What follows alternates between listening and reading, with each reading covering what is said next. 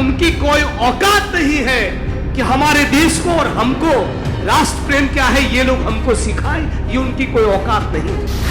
RSS और BJP के लोग या उनके बाप भी कभी स्वतंत्रता के आंदोलन में पार्टिसिपेट नहीं किए थे। कभी ये लोग भारत के संविधान का सम्मान नहीं किए। कभी ये लोग हमारे तिरंगे के राष्ट्रध्वज का भी सम्मान नहीं किए। जहां पर भी इलेक्शन है वहां पर हम तमाम लोगों को साथ में मिलकर जाना चाहिए और वहां पर भी हम लोग बीजेपी और आरएसएस को हराएंगे। और 2024 में भी हम लोग मोदी को हरा के दिखाएंगे, आरएसएस और भाजपा को हरा के दिखाएंगे। हमारे संविधान के ऊपर हमला किया है वो असलियत में बहुत कमजोर लोग हैं।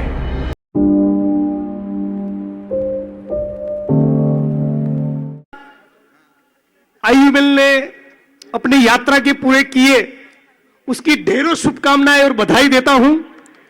आपके साथ मैं गुजरात से चलकर यह कहने के लिए आया हूं कि गुजरात भी केवल मोदी का नहीं, गुजरात से कोई मेवाड़ी भी है। और ये लड़ाई भारत के संविधान को बचाने की लड़ाई है। ये लड़ाई कोई हिंदू मुस्लिम की लड़ाई नहीं है। ये लड़ाई भारत के आत्मा को बचाने की लड़ाई है। और हमारे नेता राहुल गांधी कन्याकुमारी से लेकर कश्मीर तक जो भारत जोड़ो यात्रा लेकर निकले, उसका एक ही पैगाम था, भारत को जोड़ने का, दिलों को जोड़ने का, मोहब्बत की बात करने का।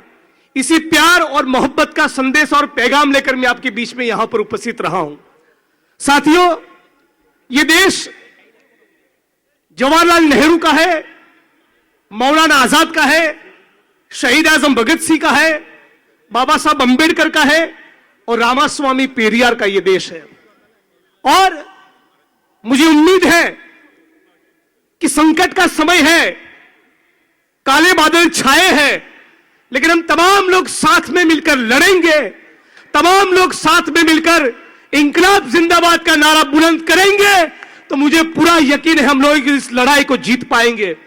साथियों, आरएसएस और बीजेपी के लोग जो हमारी कौमी एकता के ऊपर, हमारे संविधान के ऊपर हमला किया है वो असलियत में बहुत कमजोर लोग हैं।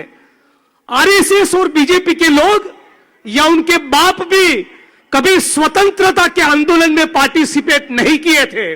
कभी ये लोग भारत के संविधान का सम्मान नहीं किए। कभी ये लोग हमारे तिरंगे के राष्ट्रध्वज का भी सम्मान नहीं किए। तो उनकी कोई औकात नहीं है कि हमारे देश को और हमको राष्ट्र प्रेम क्या है ये लोग हमको सिखाएं। ये उनकी कोई औकात नहीं है।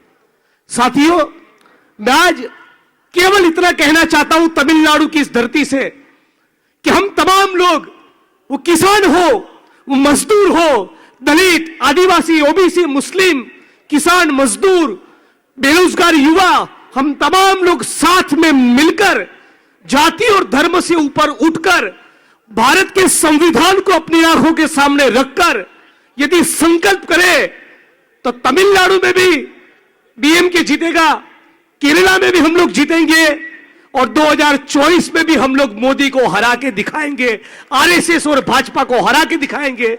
इन्हीं शब्दों के साथ मैं अपनी बात को यहां खत्म करता हूं। आखिर में इतना कहना चाहूंगा कि पूरे देश के अंदर एक भयंकर जो कम्युनल माहौल खड़ा किया है उसके खिलाफ संविधान में मानने वाले बहुत से लोग हैं, कौमी एकता में मानने वाले, प्यार और मोहब्बत का पैगाम देने वाले भी बहुत लोग हैं। इन तमाम लोगों को साथ में आकर आने वाले दिनों में छत्तीसगढ़, राजस्थान, मध्य प्रदेश, कर्नाटका, जहां पर भी इलेक्शन है वहां पर हम तमाम लोगों को साथ में मिलकर जाना चाहिए और वहां पर भी हम लोग बीजेपी और आरएसएस को हराएंगे तो 2024 का रास्ता भी खुलेगा। इन्हीं शब्दों के साथ मैं अपनी वाणी को विराम देता हूं। जय भीम, जय भारत, इंकलाब जिंदाबाद।